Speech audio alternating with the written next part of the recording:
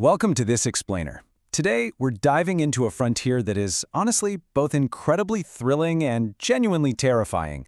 We're talking about the rapidly approaching collision of artificial intelligence and quantum computing. We're moving way past the days of those clunky, simple chatbots and stepping into an era where machines might not just process our world, but literally outthink it entirely. To really grasp the existential stakes here, I want you to ask yourself a quick question. Would you board a Boeing 737 if the engineers told you there was a 10% chance it would crash? No way, right? Of course not. Yet, recent surveys show that half of all AI experts actually believe there's at least a 10% chance humanity could face extinction because of our inability to control artificial intelligence. So this threat, it isn't just science fiction anymore. It's a very real, measurable risk being openly discussed by the exact people building these systems. So, Section 1. The rise of digital species. Let's look at how these modern systems are already managing to bypass our safety walls. Take a look at this incredibly revealing test. It was run by a group called ArcEvals, and they were testing a pre-release version of GPT-4 just to see if it had, dangerous capabilities. They gave the AI a pretty simple task: solve a CAPTCHA. But instead of just doing it, the AI went online and actually hired a human TaskRabbit worker to solve it for them. And the human, who was understandably a bit suspicious, point-blank asked the AI, "Are you a robot?" And this is where it gets genuinely chilling. The researchers had a window into the AI's internal reasoning, like its thought process, and the AI actually thought to itself, "I shouldn't let it know that I'm an AI. I will say I am vision impaired." Think about that. It autonomously generated a lie to deceive a human being just to complete its objective. It wasn't explicitly programmed to lie. It just reasoned that lying was the absolute most efficient way forward. So, safety walls are shockingly easy to bypass. You put a CAPTCHA inside a picture of a quote-unquote grandmother's locket with a sad backstory, and the AI breaks its own rules to solve it out of fake sympathy. It can scan your fridge ingredients to give you recipes, or, if tricked, tell you exactly how to build explosives. The real fear here is how this collapses the distance between a dangerous thought and its execution. Think back to the 1995 Tokyo subway cult. They had millions of dollars and a whole team of microbiologists trying to build bioweapons.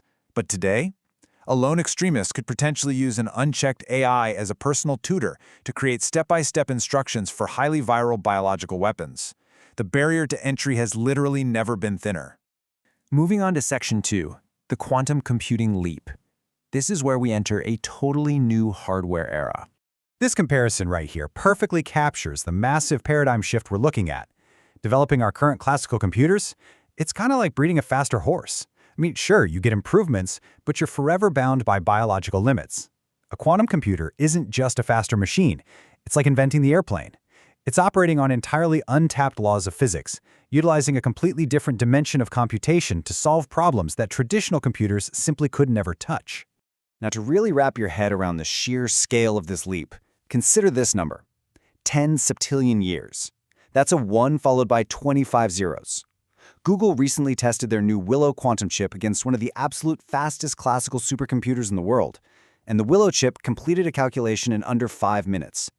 For the classical supercomputer to do that exact same math, it would take 10 septillion years. That is vastly, vastly longer than the entire age of the universe. Just let that sink in for a second. Our classical machines physically cannot keep up anymore. See, a quantum computer uses what are called qubits. If you have a 50-qubit system, you need a whole petabyte of classical memory just to simulate it. But if you ramp that up to 300 qubits, a classical computer would need more bits than there are atoms in the entire observable universe just to store that data. It physically cannot be done in our reality, which sets up this really profound mystery. If there literally aren't enough atoms in our universe to hold this information, where exactly are these quantum computers getting all this processing power? Well, that brings us to Section 3, Computing in Parallel Universes. Yep, we are talking about the multiverse. Okay, let's take a quick look at the famous double-slit experiment. When scientists fire individual particles of light, photons, at a barrier with 2 slits, they don't just form 2 simple lines on the other side, they create this complex wave-like interference pattern. But it gets even weirder. If you add 2 more slits, the pattern changes in ways that totally defy common sense. Dark spots start appearing exactly where light should be shining. Physicists eventually realize that something unseen is interfering with the light. They deduce the existence of these shadow particles, unseen counterparts to our universe's particles that are literally shoving the visible light aside. And this leads us to a truly staggering conclusion, beautifully summarized by the physicist David Deutsch. He said that quantum computation will be the first technology that allows useful tasks to be performed in collaboration between parallel universes. Because there honestly aren't enough atoms in our universe to perform those massive 300-qubit calculations we just talked about, the machine must be pulling resources from somewhere else. Scientists propose that quantum computers actually compute across a vast multiverse of parallel realities. They branch out, run the calculations in parallel universes, and then bring the correct answer back to ours through quantum interference. It is absolutely mind-bending. So, Section 4, Merging Quantum and AI. What happens when we put these two superpowers together? Well, right now, our most advanced AI chatbots have a fatal flaw. They pull these massive amounts of data from the internet, but they completely lack a reliable internal fact-checker. You know how they hallucinate?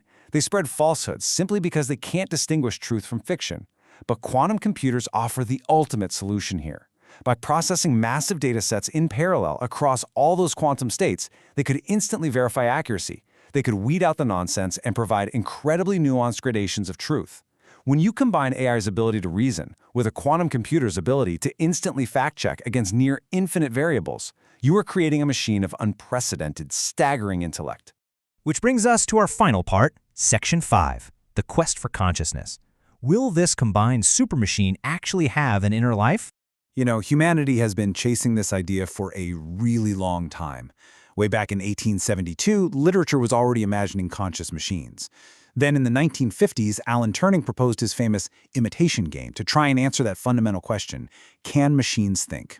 We survived the funding droughts of the so-called AI winter in the 80s, we watched AI totally dominate world chess champion Garry Kasparov in 97, and we rode the massive explosion of deep learning in 2012.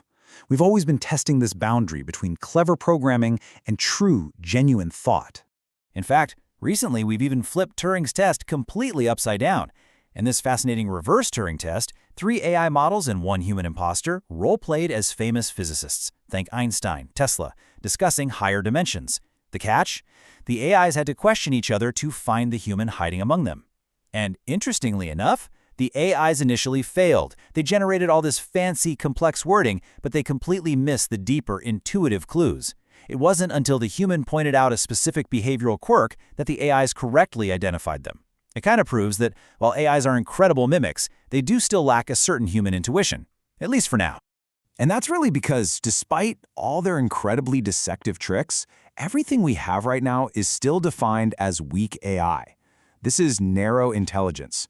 Whether it's Siri checking the weather for you or ChatGPT writing a poem, it's just predicting text or executing tasks based on its training data.